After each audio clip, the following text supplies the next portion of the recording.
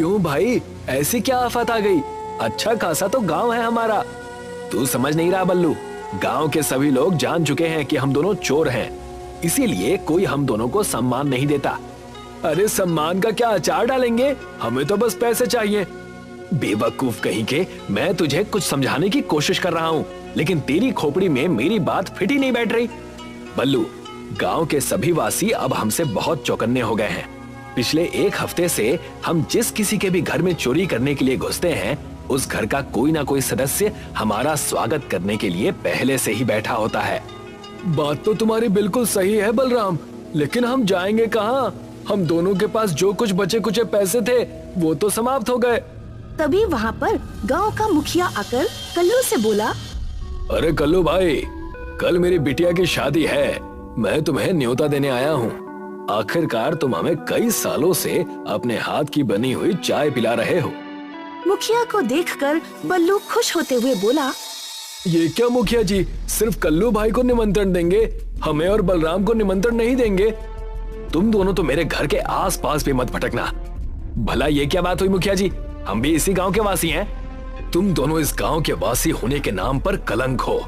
याद रखना, मैंने सिर्फ तुम दोनों की सेवा के लिए ही घर के बाहर लठैत बैठा रखे हैं। अगर तुम दोनों मेरे घर के आसपास भी दिखाई दिए तो मैं तुम्हारी हड्डियां तोड़वा दूंगा। इतना कहकर मुखिया क्रोधित होकर वहाँ से चला गया। ये मुखिया पता नहीं अपने आप को क्या समझने लगा है। सही बोल रहे हो बलराम, ये तो कल्लू भाई के सामने हमारा अपमान करके चला गया।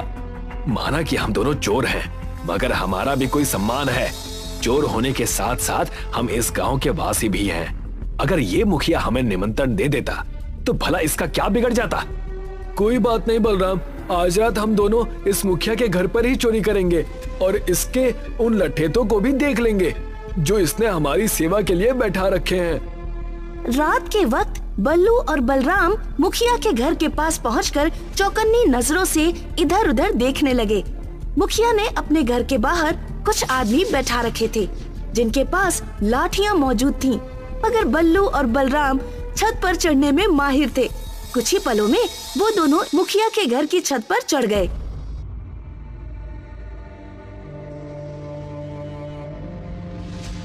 इसके पास तो बहुत अधिक धन है बल्लू, इन सारे सोने को तो बेचकर हम दोनों बहुत अमीर हो जाएंगे। मगर बल्लू के दिमाग में कुछ और ही चलने लगा।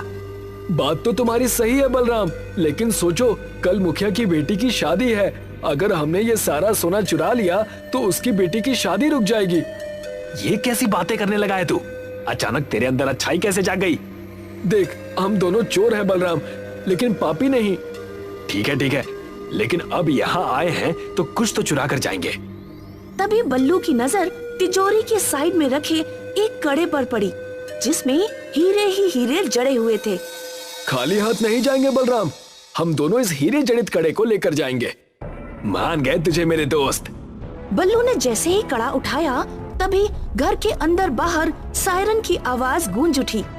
अजीब बात है बल्लू, हमने जब इस सोने को हाथ लगाया तो सायरन नहीं बजा, मगर जैसे ही इस कड़े को तुमने उठाया सायरन बज उठा। उससे भी ज्यादा अजीब बात यह है बलराम कि आखिर इस कड़े में ऐसी क्या बात है जिसके लिए मुखिया ने इतनी टाइट सिक्योरिटी रखी है? मुझे लगता है कि इसमें जड़े हुए हीरे बहुत ही कीमती होंगे। तभी बल्लू और बलराम के कानों में बहुत से लोगों की जूते की आवाजें टकराई। लगता है वो सब इसी कमरे की ओर आ रहे हैं। अब हम क्या करें? अगर हम दोनों पकड़े गए तो मुखिया हम दोनों को जिंदा नहीं छोड़ेगा। जो भी होगा देख लेंगे, इस कड़े को अपनी जेब में छुपा ले। तभी वहाँ पर मुखिया अपनी सिक्योरिटी को लेकर आ गया। वो बल्लू और बलराम को देखते हुए क्रोधित होकर बोला, देखते क्या हो, पकड़ लो इन दोनों को, वो कड़ा मुझे किसी भी कीमत पर चाहिए। बल्लू और बलराम भागने में भी माहिर थे। वो दोनों बहुत फुर्ती से वहाँ से भाग गए, मगर वो दोनों इतने घबराए हुए थे कि वो शहर की ओर नहीं बल्कि जंगल की ओर भागे। भागते भागते वो एक बड़ी सी नदी की तरफ आ गए। लगता है हम दोनों घबराकर उल्टी दिशा की ओर भाग आए। सही कह रहा है यार, अब क्या करें? लगता है इस बार हम दोनों पक्का पकड़े जाएंगे। तभी बल्लू और बलराम की नजर मुखिया पर पड़ी जो बहुत से गार्ड लेकर उनकी ही तरफ आ रहा था। बल्लू, तुझे तैरना आता है? हाँ, मुझे तैरना आता है। लेकिन इतनी बड़ी नदी हम कैसे पार करेंगे? जो भी होगा देख लेंगे, फिलहाल तो अपनी जान बचाओ। बल्लू और बलराम दोनों नदी में कूद गए, मगर नदी इतनी बड़ी थी कि वो दोनों तैरते तैरते थक गए, मगर नदी का किनारा आने का नाम ही नहीं ले रहा था।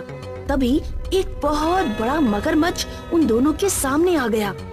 हमारे साथ तो वही हो गया बलराम कि आसमान से गिरे और खजूर पर अटके। ये मगरमच्छ हमें नहीं छोड़ेगा। हिम्मत मत हार बल्लू, हमने बड़ी बड़ी मुसीबत का सामना मिलकर किया है। इस मगरमच्छ की क्या औकात है? पागल हो गया है क्या? इंसानों की बात अलग है, मगरमच्छ की बात अलग है। तुझे लगता है तो इस मगरमच्छ के एक दांत को भी तोड़ पाएगा? अरे ये हमें जिंदा चबा जाएगा। हम दोनों बीच नदी में फंसे हुए हैं, कुछ सोच। सब तेरी वजह से हुआ है बल्लू। अच्छे खासे हम दोनों उन आभूषणों को उठाकर फरार हो जाते और उन्हें बेच देते, लेकिन नहीं, तुम्हारे अंदर तो राजा हरिश्चंद्र सवार हो गए थे। अचानक तुम्हारे मन में गांव के प्रति और मुखिया की बेटी के प्रति इतना प्रेम बढ़ गया कि तुम्हें उनकी चिंता होने लगी। अब भुगतो। मुझे क्या पता था कि उस कड़े को उठाना हमारे लिए इतनी बड़ी मुसीबत का कारण बन जाएगा। तभी उस मगरमच्छ ने बलराम के ऊपर हमला बोल दिया। बलराम मगरमच्छ से बचने के लिए पानी के अंदर तेजी से तैरने लगा, लेकिन मगरमच्छ का एक पंजा बलराम के माथे पर लग चुका था। बलराम बेहोश होकर पानी की गहराइयों में चला गया